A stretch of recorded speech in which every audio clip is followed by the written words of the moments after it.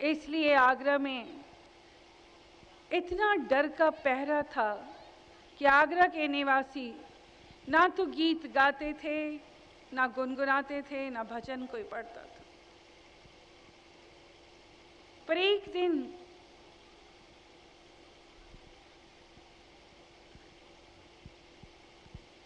साधुओं की मंडली आगरे में आई, जो बेखबर थी इस बात से कि आगरे में कोई ऐसा ऐलान है, वो नहीं जानती थी। उन्होंने आगरे में प्रवेश किया और भजन पढ़ते हुए चले जा रहे। अकबर बादशाह के कर्मचारी आए और उन्हें गिरफ्तार करके ले गए।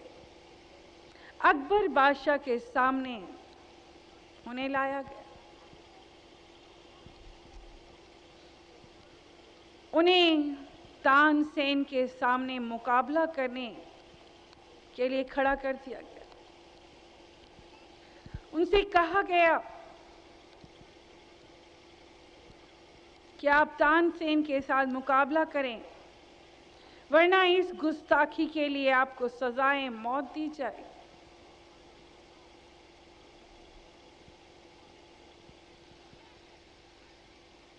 उन्होंने बहुत प्रार्थना की, हम मुकाबला नहीं कर सकते, हमें आपके इस कानून की खबर नहीं थी, हमें क्षमा कर दिया जाए। पर ऐसा नहीं हुआ। उन सभी साधुओं को सजाए मौत दी गई। उन साधुओं के बीच एक 10 साल का बालक था, उसे बालक समझकर छोड़ दिया गया।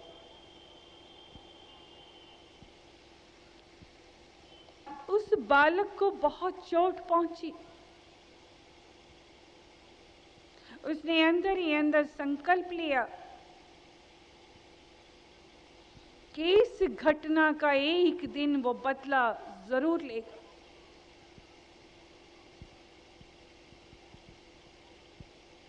उसने संगीत की शिक्षा ली। 14 साल लगे उसे संगीत की पूर्ण शिक्षा लेने में।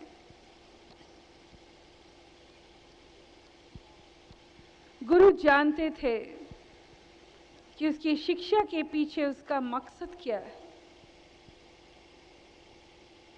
शिक्षा ग्रहण करके गुरु से जब आज्ञा ली, चरण स्पर्श किए, तो गुरु ने कहा कि मुझे मालूम है कि शिक्षा ग्रहण करने के पीछे आपका मकसद क्या है। मेरे पास जो कुछ था मैंने सब तुम्हें अर्पण कर दिया, पर एक बात जरूर कहूंगा, संगीत दूसरों को जीवन देने के लिए है, जीवन लेने के लिए नहीं। इस बात को कभी मत भूलना कि संगीत दूसरों को जीवन देता है, दूसरों से जीवन लेता नहीं। वो बालक जिसने संकल्प लिया था आगरा नगरी में पहुंचा।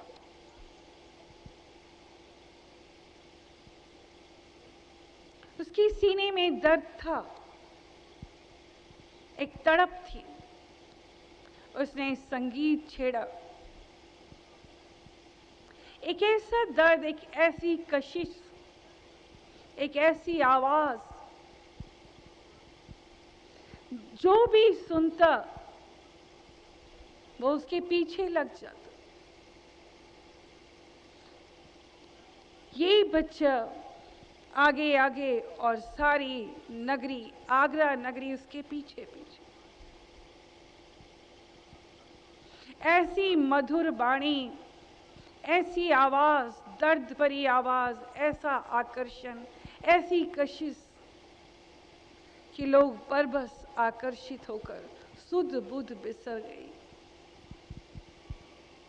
बादशाह के कर्मचारी आए और बालक को पकड़कर बादशाह के सामने ले गए।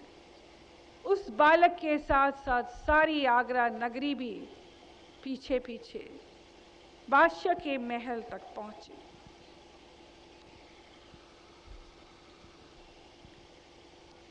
बच्चों, मुकाबला तय हुआ और पहला मौका इस बालक को दिया गया और इस बालक ने जो संकल्प लेकर आया था,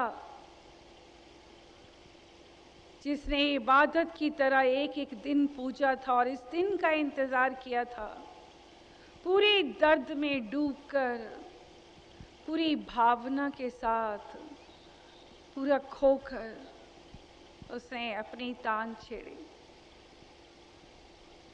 उसकी आवाज में सब खो गए, सबकी आंखें बंद हो गई, सब झूम रहे थे, सबकी आंखों में आंसू बह रहे थे। किसी को होश और खबर नहीं थी कि वो कहाँ है। सब उसकी आवाज में ऐसे रम गए थे। कहते हैं जंगलों से हिरन भागे हुए चले आए। इस बालक ने जब अपना संगीत समाप्त किया तो देखकर हैरान था कि उसके गले में फूलों की बहुत सारी माला लोगों ने पहना दी थी। वो एक एक माला उतारता गया और सामने हिरन जो खड़े थे उन्हें पहना दिया। और तानसेन से कहा, अब मुकाबला है। हिरन हार पहनकर चले गए। इस बालक ने कहा, ये हिरन जो चले गए हैं हार पहनकर, मुकाबला इसी बात का है कि जो हिरन को मैंने हार पहनाया है वो हिरन आप वापस बुला दें। इसी महफिल में अगर वो हिरन वापस आ जाते हैं तो जीत आपकी हो। बच्चों, तानसेन ने तान छेड़ी, पर तानसेन के पास दर्द नहीं था। वो क्या जानता दर्द क्या है, तड़प क्या है, प्यास क्या है, तरसना क्या है। बच्चों, भक्ति इन चीजों के बगैर पूर्ण ही नहीं। जहां तड़प ना हो, प्यास ना हो, चाहत ना हो, दर्द ना हो। तानसेन ने गाया जरूर, पर आज कोई प्रभावित नहीं हुआ। जो जनमानस खड़ा था वो भी लौट गया। कोई हिरन लौटकर वापस नहीं आया और इस तरह तानसेन की हार हो गई।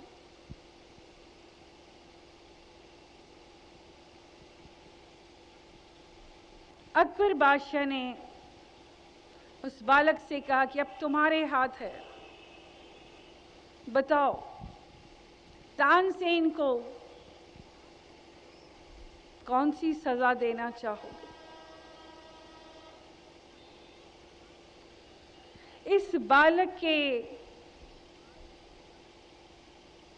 मन में जो दर्द था, उसे वो दिन याद आ गया जब सब साधु मिन्नत कर रहे थे, हाथ जोड़ रहे थे, मगर तानसेन ने उनकी दुहाई नहीं सुनी, उनकी प्रार्थना नहीं सुनी। एक एक दृश्य उसके सामने था। मन में आया कि तानसेन को सजा मौत दे दे, मगर संगीत, जिस संगीत के कारण आज उसे विजय प्राप्त हुई, गुरु का ध्यान आ गया। गुरु ने कहा था, यह संगीत जीवन देने के लिए है, जीवन लेने के लिए नहीं। इस बालक के हाथ रुक गए, कंठ सूख गया। गुरु जी का चेहरा सामने था, उस संगीत की ताकत सामने थी जिसने उसे रोक दिया। गुरु का चेहरा सामने आते ही गुरु की बातें याद आई। कंठ सूख गया, जुबान रुक गई, और तब इस बालक ने कहा कि मैं सिर्फ इतना ही चाहता हूं कि तानसेन को क्षमा कर दिया जाए और ये पहरा और पाबंदी आगरे से उठा दी जाए।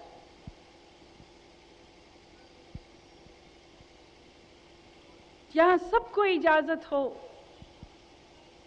सबको इजाजत दी जाए कि कोई भी संगीत गा सकता है, गुनगुना सकता है, संगीत और भजन पढ़ सकता है, इसकी इजाजत दी जाए। जानते हैं ये बालक कौन था?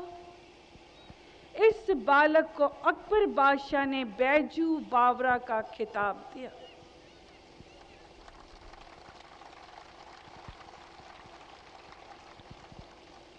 जी हाँ, बैजू जो बावरा था, जो अपनी मस्ती में, अपनी खुशी के लिए, अपने मालिक के लिए, उसकी रजा में गाया करता था। जो गीत प्रेम में डूबकर गाया जाता है, वही असली संगीत है, वही दूसरों के दिल तक पहुंचता है और छू जाता है।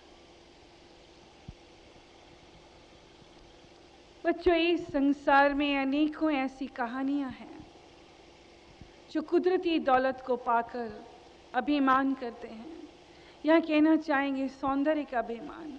हमारे सामने एक नहीं अनेकों ऐसे उदाहरण आए हैं जहां उनकी सूरत देखकर हम खुद भयभीत हो गए। आज तरस आया उन पर जिसका इलाज नहीं हो सकता इस जन्म। लेकिन जब दिव्य दृष्टि से देखा तो ज्ञात हुआ कि वो पिछले जन्म में बहुत सौंदर्यवान स्त्री थी। उसे अपने सौंदर्य का बड़ा अभिमान था। वह हर किसी की खिंचाई करती थी, हर किसी के मुंह पर बोल देती थी, तुम्हारी शक्ल ऐसी, तुम्हारी नाक ऐसी। हर एक का मुंह बनाना, मजाक उड़ाना, अपने सौंदर्य का अभिमान करना। इसी कारण इस जन्म में उसे ऐसा भयानक रूप मिला है कि वो खुद भी अपनी शक्ल आईने में देखे तो डर जाए। तो बच्चों, परमात्मा की दी गई चीजों का अभिमान करना मिथ्या है, बेकार है, जीवन को नष्ट और जाया करना। आज बहुत से ऐसे अभिमान का जिक्र हो रहा है, अनेकों ऐसे अभिमान होंगे जिसे दोहराते चले जाएंगे, पर हमारा मकसद आपको सिर्फ अभिमान की श्रृंखला बताना नहीं है। बताने का मकसद है कि इन चीज़ों का अभिमान ना करें। ये क्षणिक हैं, कुछ देर के हैं, कुछ पल के हैं।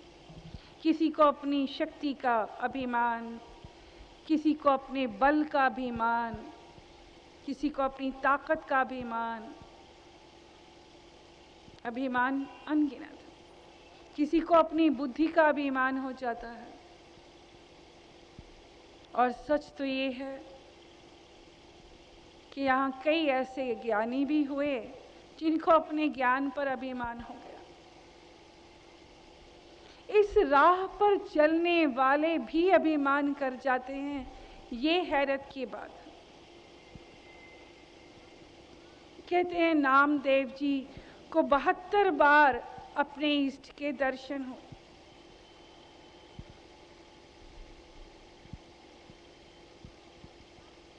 और उन्हें अभिमान हो गया कि मैंने 72 बार दर्शन किया, उनकी सारी कमाई नष्ट हो गई।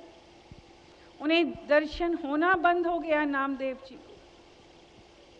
यहाँ स्पष्ट कर दें कि ये मार्ग ऐसा मार्ग है। यहाँ अगर आप अपने मुख से ये भी कह दें कि मैं पाठ पूजा करता हूँ, तो ये भी अभिमान माना जाता है। आप ये कहें कि मैं रोज मंदिर जाता हूँ, ये भी अभिमान है। अगर आप ये कहें कि मैं नास्तिक नहीं, मैं आस्तिक हूँ, मैं पूजा पाठ करता हूँ, मैं धर्म का पालन करता हूँ, तो ये भी अभिमान है। अगर आप ये कहें कि मैं इतने मणके रोज फेरता हूँ, तो ये भी अभिमान है। बहुत से लोग अपनी तारीफ में ऐसी बातें करते हैं, जब मिलते हैं तो इंट्रोडक्शन अपना परिचय देते हैं कि हमारे परिवार के लोग बड़े धार्मिक हैं, हमारे पिताजी को गीता का पूरा ज्ञान है, हमारी माताजी तो सारा दिन पूजा पाठ करती हैं, उन्हें कई वेदों के मंत्र याद हैं, वेद याद है। बहुत से लोग स्वयं के परिचय में कहते हैं हमें चारों वेदों का ज्ञान है।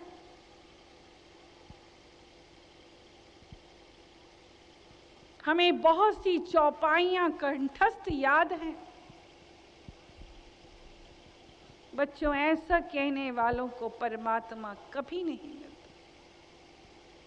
लोग अपने धर्म कितने धार्मिक है इसका परिचय देने के लिए कहते हैं कि हमारे यहाँ तो घी की ज्योत निरंतर जलती है, हम बुझने ही नहीं देते। हमें एक ऐसे सज्जन मिले जिन्होंने बताया कि हमने ऐसा गुरु किया है, वो दिल्ली में है, जिनके यहाँ 24 घंटे ज्योत जलती है, बुझती नहीं, बहुत विराट रूप में ज्योत जलती है और घी के पीपे चढ़ाए जाते हैं। हम तो हैरान हो गए, इसको लोग पूजा कहते हैं, इसे वड्याई मान रहे हैं, इसे अपनी तारीफ मान रहे हैं। आप सब भस्म कर रहे हैं, फना कर रहे हैं। लकड़ी जला लेना, वो चंदन की हो या देसी घी के पीपे हैं, व्यर्थ हो रहे हैं, ये पूजा नहीं है। आप एक युग तो क्या सदियां गुजार दें, कभी दर्शन नहीं होगा, कभी साक्षात्कार नहीं होगा उससे।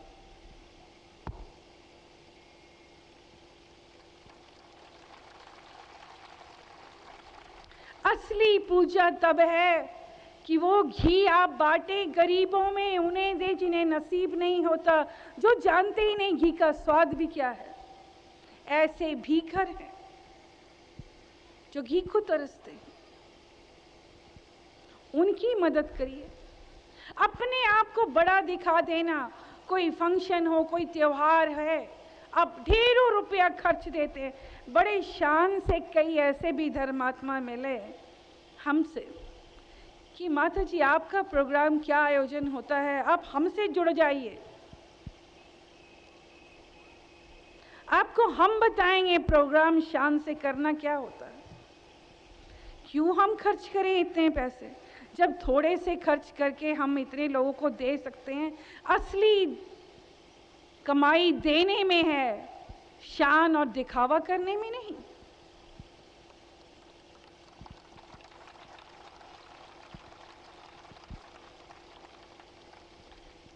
बच्चों, परमात्मा को पाना है तो सिर्फ ये मानना होगा कि तू ही सब कुछ है, मैं कहीं भी नहीं।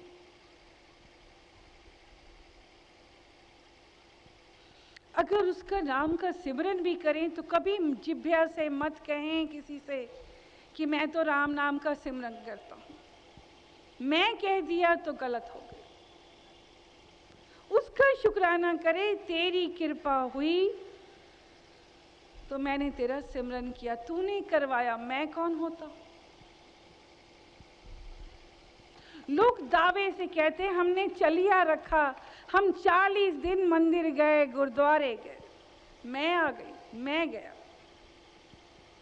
उसकी दया ना हो एक कदम नहीं चल सकते आप। उसकी दया ना हो अगली सांस भी नहीं ले सकते आप। उसकी रहमत है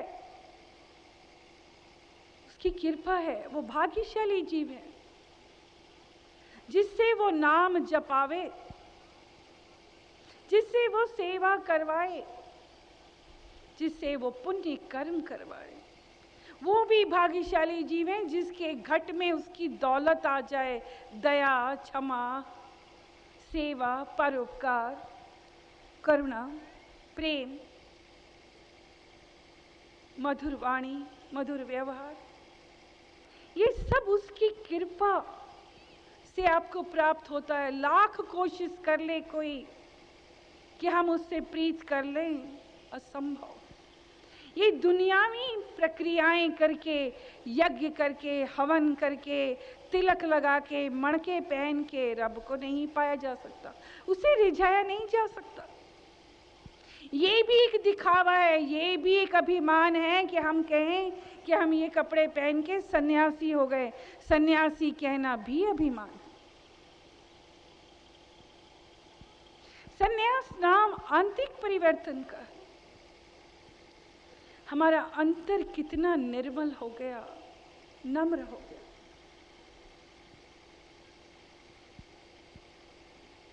जितने हम नीवे हो जाएंगे, विनम्रता हमारे अंदर आ जाएगी। जब ऐसी नजर, जब सब पर प्यार आए, एक ऐसी नजर जहां अमीर गरीब, छोटे बड़े का अभिमान समाप्त हो जाए, कहीं भेदभाव ना हो।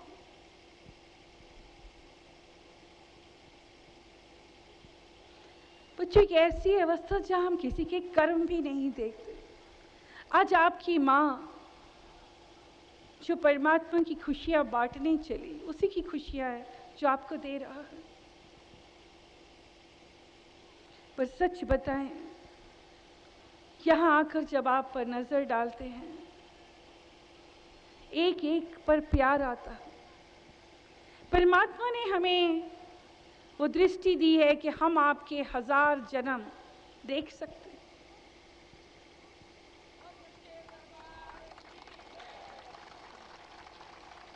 उसके बाद भी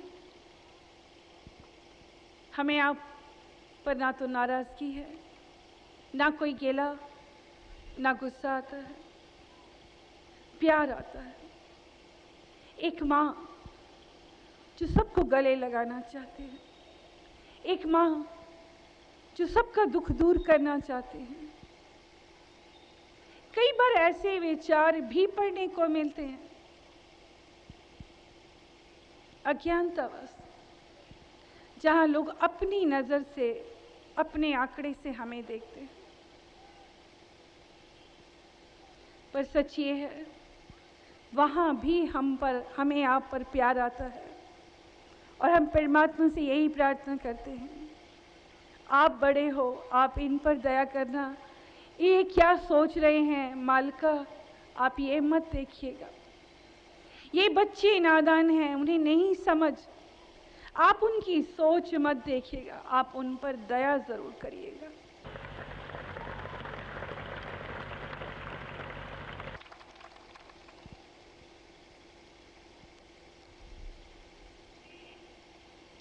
बच्चों,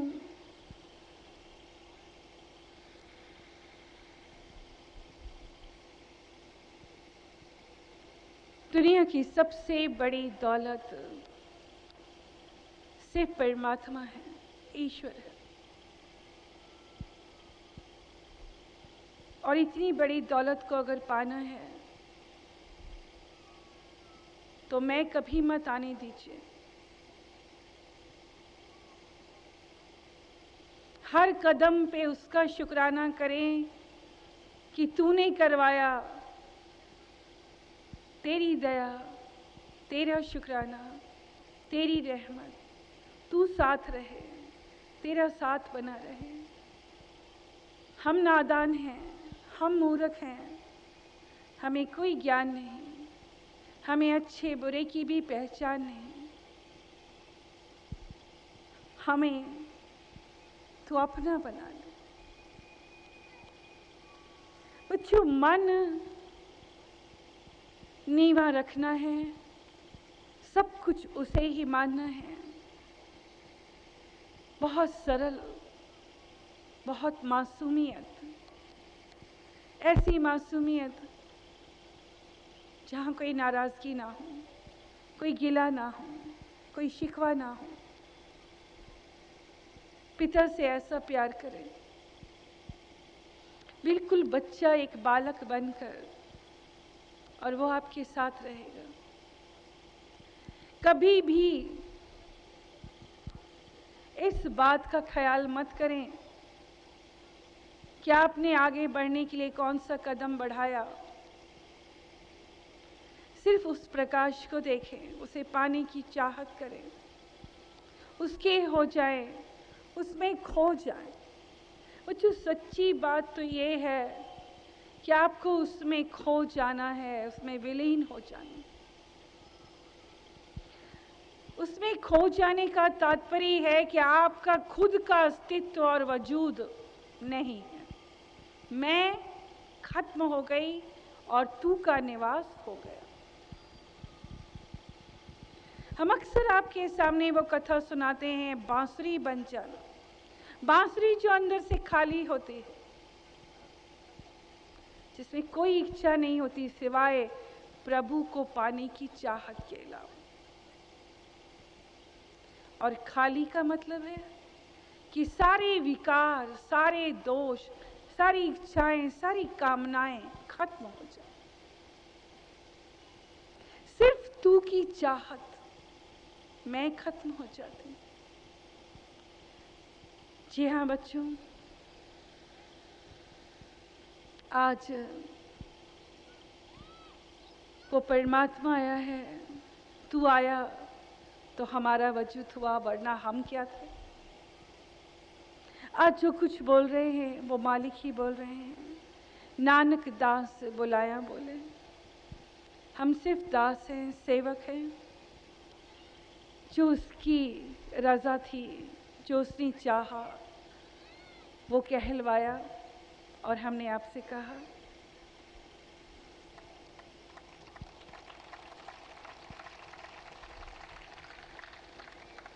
अंत में यही कहना चाहेंगे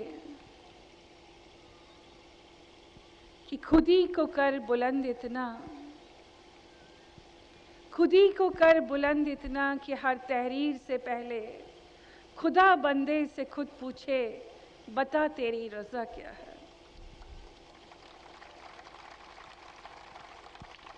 एक सच और भी है जिसे हमने महसूस किया, खुदा वो जो खुद आए। जी हाँ बच्चों, जब आप इस काबिल हो जाते हैं, आपको खबर भी नहीं होती खुदा कब आपके अंदर आ जाता है। तो ये जीवन उसी के नाम परवान चढ़ा दें, उसके हो जाए। विनम्र होकर आप उसे पा सकते हैं। सिर्फ नम्रता ही आपको परमात्मा के द्वार तक ले जाएगी। तो बच्चों, आज का प्रवचन यहीं समाप्त हुआ। धन्यवाद, नमस्कार।